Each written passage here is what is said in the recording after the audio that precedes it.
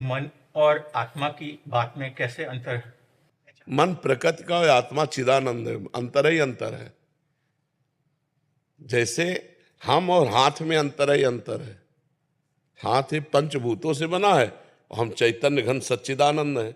लेकिन हम अपने को भूल करके अपनापन इतना कर लिए कि मेरा हाथ मतलब मैं ही हूं, ऐसा लग रहा है। नहीं लग रहा। शीशा में देखते हो तो ये लगता है मेरा शरीर, नहीं लगता है मैं। नहीं, मैं नहीं लगता। यही अज्ञान है।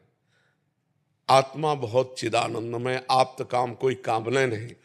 और जो मन है ये कामना का घर है, ये बिना कामना के रह ही नहीं सकता।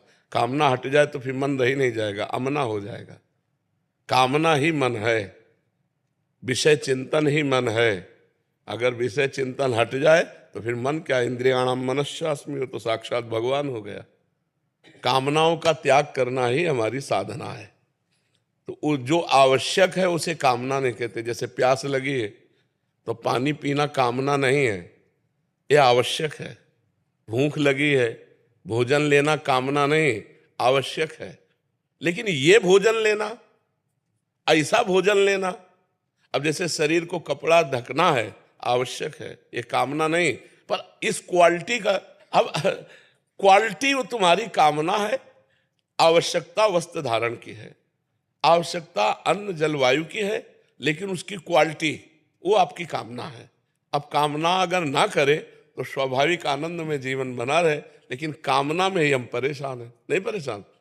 ऐसा लगता है कि इतनी संख्या का अगर धन हो तो मेरा काम बहुत बढ़िया चल जाएगा। और ईमानदारी से सच्ची बात पूछो कि अगर उतनी संख्या का धन आ जाए तो आप बहुत परेशान हो जाएंगे। ये कभी तृप्त होने वाली बात नहीं है कि इतना हो जाए तो हम तृप्त। जैसे एक बार में हम पूछ दें, बोलो एक कामना, केवल बोलो, और इसके बाद करना मत कुछ और कोई कामना, तो आपके पास कोई हल नहीं है। एक कामना केवल एक जगह कर लो, वो है भगवान की प्राप्ति।